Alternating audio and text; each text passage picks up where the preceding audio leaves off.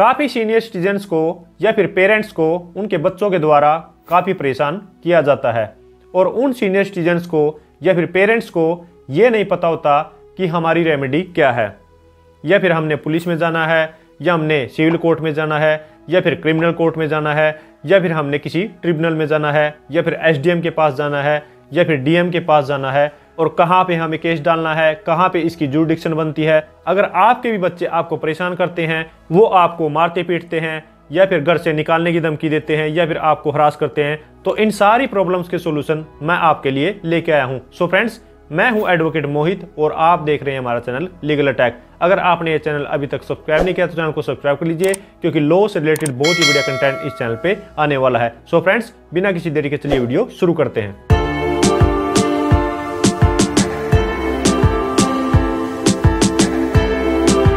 So friends, step to step हम जान लेते हैं कि सीनियर सिटीजन्स या फिर जो पेरेंट्स है वो कहाँ पर अपनी रेमेडी जो है वो अवेल कर सकते हैं। तो सबसे पहले हम जानते हैं कि अगर जो उनके बच्चे हैं उनको मेंटेन नहीं करते हैं या फिर उनको खर्चा नहीं देते हैं, तो इस सिचुएशन में जो सीनियर सिटीजन है वो क्या कर सकते हैं। इस सिचुएशन में जो सीनियर सिटीजन है या फिर जो पेरेंट्स है वो अंडर सेक्शन 125 सीआरपीसी के एक पिटीशन डाल सकते हैं कि हमारे बच्चों से हमें जो खर्चा दिलवाया जाए। अब ये पिटीशन कहाँ डलेगी? ये डलेगी फैमिली कोर्ट में, जो कि डिस्ट्रिक्ट कोर्ट में होती है। हर डिस्ट्रिक्ट कोर्ट में एक फैमिली कोर्ट होती है और ये पिटीशन वहां पर सीनियर सिटीजन के द्वारा या फिर पेरेंट्स के द्वारा डाली जा सकती है। और जहां पर वो सीनियर सिटीजन्स या फिर पेरेंट्स रहते हैं वो वहीं पर इस पिटीशन को डाल सकते हैं और अपने बच्चों से जो मेंटेनेंस क्लेम कर सकते हैं। इसके अलावा सीनियर सिटीजन्स या फिर पेरेंट्स जो हैं वो सीनियर सिटीजन्स एक्ट 2007 के अकॉर्डिंग भी अपने बच्चों से मेंटेनेंस क्लेम कर सकते हैं। और इसके साथ साथ एक फैक्ट और मैं आपको क्लियर कर दूं, मान लीजिए आपके 3 बेटे हैं तो आप किसी एक से भी मेंटेनेंस क्लेम कर सकते हैं,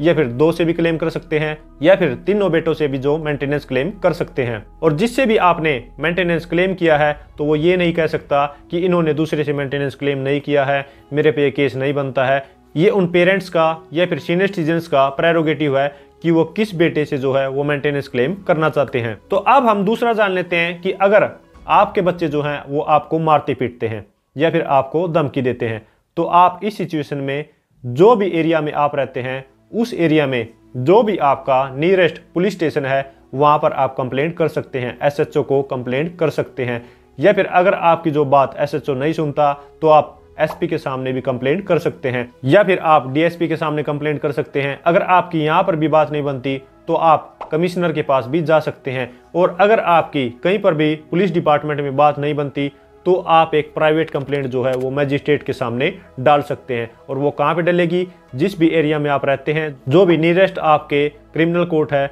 आप वहां पर प्राइवेट कंप्लेंट डाल सकते हैं। तो अब हम तीसरी सिचुएशन जान लेते हैं कि अगर किसी भी सीनियर सिटीजन्स को या फिर पेरेंट्स को अगर उनके बच्चे परेशान करते हैं, मान लीजिए किसी भी सीनियर सिटीजन्स ने या फिर पेरेंट्स ने जिनकी उम्र 60 अबव है, अगर उन्होंने कोई भी अपनी प्रॉपर्टी जो है वो अपने बच्चों के नाम पर ट्रांसफर कर दी है और वो इस कंडीशन के साथ की है कि ये मेरे को जो है मेंटेन करेंगे और मेरी देखभाल करेंगे और मेरी दवाइयों का खर्चा भी उठाएंगे, और अब प्रॉपर्टी ट्रांसफर होने के बाद वो जो बच्चे हैं वो अपने पेरेंट्स की या फिर सीनियर सिटीजन्स की केयर नहीं करते, तो उस सिचुएशन में आप सहारा ले सकते हैं section 23 of the senior citizen act 2007। वो ये कहता है कि अगर आपने कंडीशनल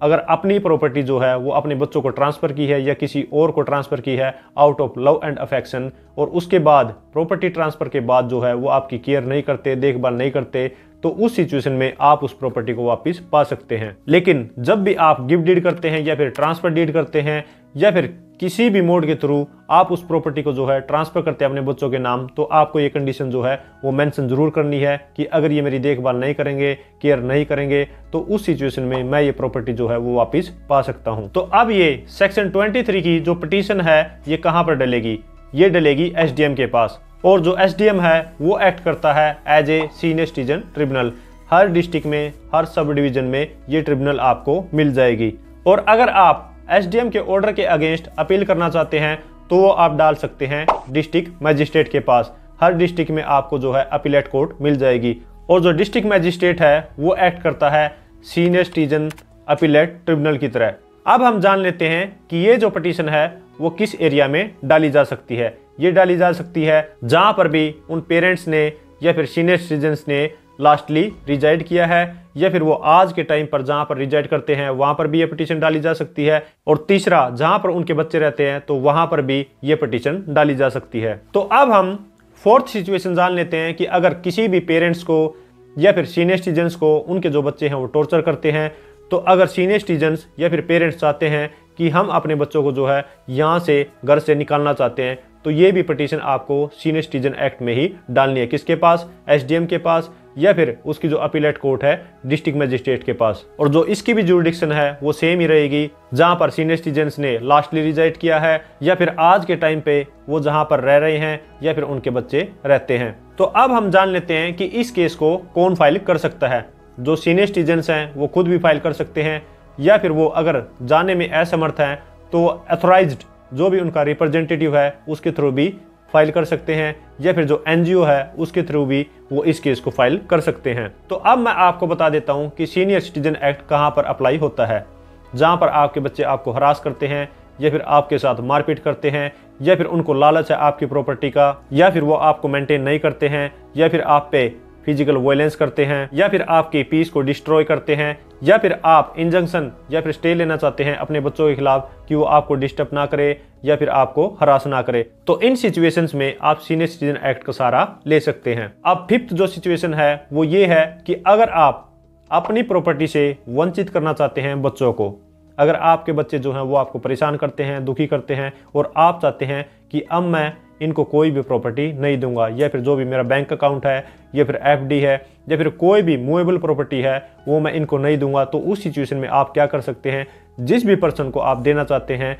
तो आप उनके नाम पर विल कर सकते हैं, या फिर गिफ्ट डीड कर सकते हैं, या फिर ट्रांसफर डीड जो है वो कर सकते हैं, और जो भी बच्चे आपको परेशान करते हैं उनको आप इन सारी संपत्ति से वंचित कर सकते हैं। लेकिन जिसको भी आप ये प्रॉपर्टी देना चाहते हैं उसका विल में प्रॉपरली नाम मेंशन करें, या फिर गिफ्ट डीड में या फिर ट्रांसफर डीड में, और ये जो भी विल है या फिर डीड है ये आपने रजिस्टर करानी है उस एरिया के रजिस्ट्रार के पास। इसके साथ साथ मैं आपको एक बात क्लियर कर देना चाहता हूं कि इस वीडियो का मोटिव बिल्कुल भी ये नहीं है कि किसी भी पेरेंट्स में या फिर उनके बच्चों में डिस्प्यूट अराइज करवाए, लेकिन इस वीडियो का मोटिव ये जरूर है कि जो भी पेरेंट्स या फिर सीनियर सिटीजन्स अपने बच्चों से परेशान है या फिर उनके बच्चे जो है उनको हरास करते हैं तो उनको अपने राइट्स के बारे में जरूर पता होना चाहिए। सो फ्रेंड्स, आशा करता हूं कि आप लोगों को इस वीडियो से कुछ सीखने को मिला होगा और आपको पता लग गया होगा कि अगर सीनियर सिटीजन्स को या फिर पेरेंट्स को अगर हरास किया जाता है, मारा पीटा जाता है, तो वो किस सेक्शन का सहारा ले सकते हैं, या फिर कहां पर उनका केस बनेगा